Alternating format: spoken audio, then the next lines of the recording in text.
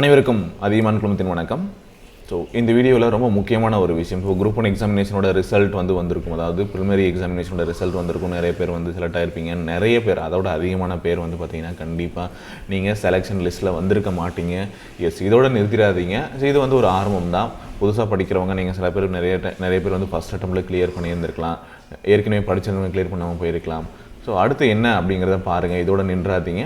So அடுத்தடுத்து எக்ஸாமினேஷனுக்கு என்ன, அதுக்கு இப்போ என்ன ஃபோக்கஸ் பண்ண முடியும், விடாமல் நீங்கள் படிச்சுட்டே இருங்க. நீங்கள் இப்போ தான் இன்னும் அதிக வேகத்துடன் படிக்கணும். அது ரொம்ப ரொம்ப நல்லா புரிஞ்சுக்கோங்க. ஏன்னா நம்ம தோத்துட்டோம் அப்படின்றத விட நம்ம இன்னும் பக்கத்தில் தான் போயிட்டுருக்கோம். அடுத்து வரக்கூடிய எக்ஸாமினேஷனில் பார்த்தீங்க அப்படின்னா அதை அச்சீவ் பண்ணணும். அப்படின்னா இப்போ நிறுத்துனீங்க அப்படின்னா நீங்கள் கண்டிப்பாக அதை போய் ரீச் பண்ண முடியாது. அதை நல்லா தெரிஞ்சுக்கோங்க.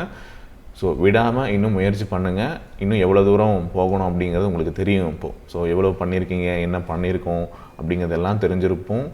அதுக்கப்புறம் நம்ம என்ன பண்ணணும், இதுக்கப்புறம் என்ன பண்ணணும், அப்போது அந்த லெவல்லேருந்து நம்ம அடுத்த லெவலுக்கு போகிறதுக்கு என்ன பண்ணணும் அப்படிங்கிறத நல்லா புரிஞ்சுக்கிட்டு அடுத்து வரக்கூடிய எக்ஸாமினேஷனில் கிளியர் பண்ணுறதுக்கான வாய்ப்பை மிஸ் பண்ணிடாதீங்க. ஸோ தொடர்ந்து இன்னும் 1 மடங்கு 2 மடங்கு வேகத்தில் பார்த்தீங்க அப்படின்னா நீங்கள் உங்களை வேகப்படுத்திக்கோங்க. அப்போ தான் எக்ஸாம் கிளியர் பண்ண முடியும். அந்த இன்னொரு முக்கியமான விஷயத்த சொல்கிறேன், நல்லா புரிஞ்சுக்கோங்க. அடுத்து நீங்கள் குரூப் 2 2A எக்ஸாமுக்கு எய்ம் பண்ணுறீங்க, அதில் ப்ரிலிம்ஸில் கிளியர் பண்ணி மெயின்ஸுக்கு போகணும் அப்படிங்கிறவங்களுக்காக இந்த அப்டேட்டை நான் உங்களுக்கு கொடுக்குறேன். சரிங்களா? ஸோ ப்ரிலிம்ஸ் எக்ஸாமினேஷனை பொறுத்த வரைக்கும் எப்படி செலெக்ஷன் ப்ராசஸ் நடக்கும், அதாவது முதல்நிலை தேர்வு இருக்குது, முதன்மை எழுத்து தேர்வு இருக்குது, அதுக்கப்புறம் இன்டர்வியூ இருக்குது. ஸோ இந்த அடிப்படையில் நடக்கக்கூடிய தேர்வுகளுக்கு எப்படி செலெக்ஷன் ப்ராசஸ் நடக்கும் அப்படிங்கிறதுக்கான ஒரு அப்டேட்டும் பார்த்திங்கன்னா ஏற்கனவே கொடுத்துருக்காங்க. ஸோ இந்த அப்டேட் பார்த்திங்கன்னா உங்களுக்கு இந்த 30/1/2021 உங்களுக்கு அப்ளிகபிள் ஆகும் அப்படின்னு சொல்லிட்டு ஏற்கனவே ஒரு அப்டேட் கொடுத்துருந்தாங்க இல்லையா? பிஎஸ்சி பற்றிலாம் பார்த்தோம். இனிமேல் இந்த ப்ரொசீஜர் தான் ஃபாலோ பண்ணுவாங்க அப்படின்னு சொல்லிட்டு.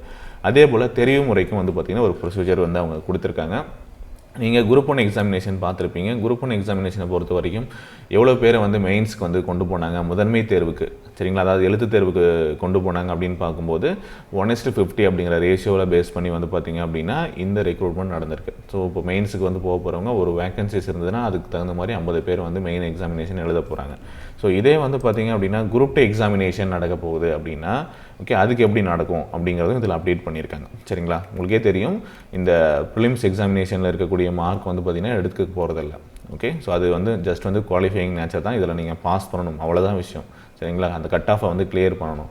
அதை நல்லா தெரிஞ்சுக்கோங்க. ஓகே, அப்போது நீங்கள் அடுத்து மெயின்ஸுக்கு போகணும் அப்படின்னா என்னென்னலாம் நீங்கள் எவ்வளோ படிச்சிருக்கணும், எவ்வளோ பேருக்குள்ளே வரணும் அப்படிங்கிறத நல்லா தெரிஞ்சுக்கோங்க. ஒருங்கிணைந்த குடிமை பணிகள் தேர்வு அப்படிங்கிறத பொறுத்த மட்டில் முதன்மை எழுத்து தேர்வுக்கு அனுமதிக்கப்பட வேண்டிய விண்ணப்பதாரர்களுடைய எண்ணிக்கையானது ஓகே ஒவ்வொரு பதவிக்கும் தெரிவு செய்யப்பட வேண்டிய விண்ணப்பதாரரின் எண்ணிக்கையை போல் 20 மடங்கு இருக்கும் அப்படின்னு சொல்லியிருக்காங்க. ஸோ அதாவது குரூப் 1 எக்ஸாமினேஷனுக்கு 20 மடங்கு தான் இனிமேல் எடுக்க போகிறாங்க. ஓகே, இப்போ 50 அப்படின்னு சொல்லிட்டு எடுத்திருக்காங்க.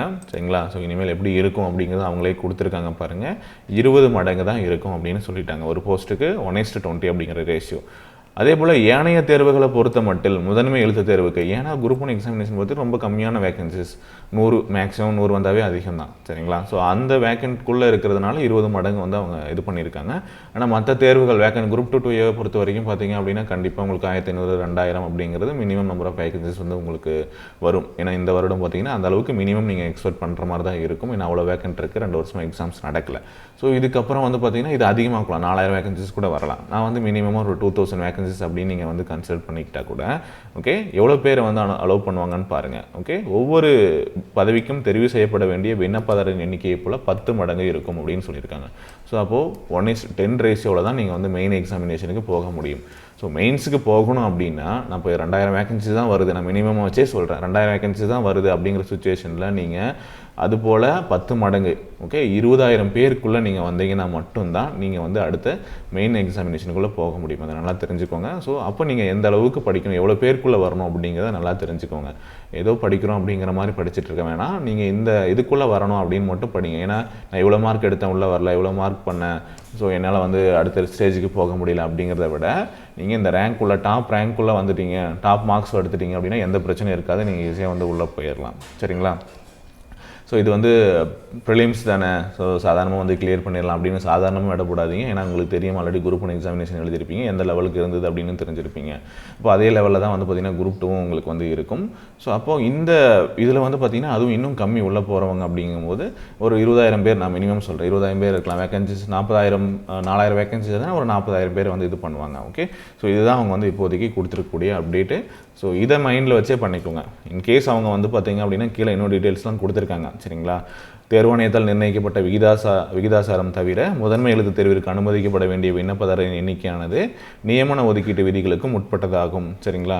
நியமன விதிகளுக்கு உட்படுதுன்னா ரிசர்வேஷன், அந்த ரூல் ஆஃப் ரிசர்வேஷன் அப்படின்னு இருக்கு. ஸோ அதுக்கு உட்படுது. ஒவ்வொரு கம்யூனிட்டிலையும் எவ்வளோ வேகன்சிஸ் இருக்குது, ஒவ்வொரு வகுப்பு பிரிவிலும் எவ்வளோ வேகன்சி இருக்குது, அது எவ்வளவு கட் ஆஃப் வந்து அவங்களுக்கு வந்து வச்சுருக்காங்க அப்படிங்கிறத பொறுத்து முதன்மை எழுத்துத் தேர்வுக்கு அலோவ் பண்ணுவாங்க சரிங்களா. அப்போது முதன்மை எழுத்துத் தேர்விற்கு அனுமதிக்கப்பட வேண்டிய விண்ணப்பதாரரின் எண்ணிக்கையானது நிர்ணயிக்கப்பட்ட விகிதத்தை விட அதிகமாகலாம். ஓகே, அப்போது அந்த கட் ஆஃப்க்கு சமமான மதிப்பெண்களை பெறக்கூடிய அனைத்து நபர்களும் வந்து பார்த்திங்கன்னா முதன்மை தேர்வுக்கு அனுமதிக்கப்படுவாங்க. அதையும் வந்து சொல்லியிருக்காங்க, அந்த ரிசர்வேஷனை பொறுத்து அப்படின்னும் சொல்லியிருக்காங்க. ஸோ உங்களோட மைண்டில் இப்போதைக்கு என்ன இருக்கணும் அப்படின்னா நீங்கள் அந்த 1:10 அப்படிங்கிற ரேஷியோவில் தான் வந்து எடுக்க போகிறாங்க அப்படிங்கிறத மட்டும் மைண்டில் வச்சுக்கோங்க. ஓகே, ஸோ அப்போ அதுக்கு எவ்வளோ படிக்கணும், எந்த ரேஞ்சுக்குள்ளே இருக்கணும் அப்படிங்கிறத நீங்களே வந்து டிசைட் பண்ணிவிட்டு படிக்க ஆரம்பிங்க. ஓகே, இன்னும் டைம் வேஸ்ட் பண்ணாதீங்க. உங்களுக்கு தெரியும் சொன்ன டைமில் எக்ஸாமினேஷன் நடந்துடும். மார்ச், ஏப்ரல், மே இந்த 3 மாதம் தான் உங்கள் கையில் இருக்குது. நல்லா யூட்டிலைஸ் பண்ணிக்கோங்க. இந்த 3 மாதத்தை நீங்கள் விட்டுட்டீங்க அப்படின்னா இதுக்கப்புறம் வந்து பார்த்திங்கன்னா உங்களால் படிக்கிறது ரொம்ப சிரமமாக இருக்கும் சரிங்களா. ஸோ அடுத்து நீங்கள் குரூப் 4க்கு படிக்கிறீங்கனாலும் சரி, இல்லை குரூப் 2க்கு படிக்கிறீங்கனாலும் சரி, இந்த 3 மாதம் நல்லா யூஸ் பண்ணிக்கோங்க. யூஸ் பண்ணி படிங்க. படிச்சிங்கன்னா மட்டும்தான் நீங்கள் அடுத்து குரூப் 2 எக்ஸாம்ஸை வந்து கிளியர் பண்ண முடியும். ஏன்னா இந்த 3 மாதத்தில் வந்து பார்த்திங்க அப்படின்னா புதுசாக படிக்கிறவங்களும் வந்து பார்த்திங்கன்னா ஓரளவுக்கு உங்களால் படித்து எக்ஸாம்ஸ் வந்து கிளியர் பண்ண முடியும். இதுக்கப்புறம் போயிட்டு புதுசாக என்னால் படித்து கிளியர் பண்ண முடியும் அப்படின்னா ரொம்ப சிரமமாயிரும். ஏற்கனவே எவ்வளோ பேர் படிச்சுட்டு இருக்காங்க. அந்த காம்படிஷனுக்குள்ளெல்லாம் உங்களால் வந்து கிளியர் பண்ணுறது அப்படிங்கிறது முடியாதுன்னு சொல்ல ரொம்ப கஷ்டமாக இருக்கும் அப்படிங்கிறத மட்டும் நல்லா தெரிஞ்சுக்கோங்க. இவ்வளோ நாள் எப்படியோ இருந்துட்டோம், பட் இனிமேல் வந்து பார்த்திங்க அப்படின்னா ஒவ்வொரு நாளும் ரொம்ப முக்கியம் அப்படிங்கிறத நல்லா டிசைட் பண்ணிக்கோங்க. உங்கள் டைம் எவ்வளோ முக்கியம் அப்படிங்கிறத பிளான் பண்ணிவிட்டு படிக்க ஆரம்பிங்க. நிறைய டைவர்ஷனை எடுத்துக்க வேண்டாம். உங்கள் கோல் என்னவோ அதை மட்டும் நோக்கி நீங்கள் போனீங்க அப்படின்னா இந்த ரேஞ்சுக்குள்ளே, அதாவது உங்களுடைய டார்கெட்டை நீங்கள் வந்து அச்சீவ் பண்ணுறதுக்கும் சரி, நீங்கள் உங்களுக்கு ஒரு 10,000க்குள்ளே வரணும், 20,000க்குள்ளே வரணும் அப்படிங்கணும் நீங்கள் ஒன்று ஃபிக்ஸ் பண்ணுறீங்க இல்லையா, இவ்வளோ மார்க் எடுக்கணும் அப்படிங்கிறது எல்லாமே எப்பயுமே சேஃப் ஜோனுக்குள்ளே இருக்கணும் அப்படின்னு நினைக்கிறீங்க இல்லையா, அது எல்லாமே வந்து பார்த்திங்கன்னா நீங்கள் எக்ஸாம் முடிச்சுட்டு ஃபீல் பண்ணுவீங்க. இல்லை அப்படின்னா அதாவது ஃபீல் பண்ணிங்கன்னா சந்தோஷமாக ஃபீல் பண்ணுவீங்க கிளியர் பண்ணிவிட்டு. ஓகே, இல்லை அப்படின்னா நீங்கள் மறுபடியும் இப்போ ஒரு வருத்தம் எப்படி பட்டிருக்கீங்களோ அதே மாதிரியான ஒரு வருத்தமும் மறுபடியும் நீங்கள் வந்து 3 மாதத்துக்கு அப்புறமும் ஒரு 6 மாதத்துக்கு அப்புறமும் பட வேண்டியது இருக்கும். மறுபடியும் இன்னொரு வாய்ப்புக்காக காத்திருக்கிறது அப்படிங்கிறது ரொம்ப பெரிய வழியாக இருக்கும். அதையும் பார்த்துக்கோங்க. Okay, all the best. Thank you.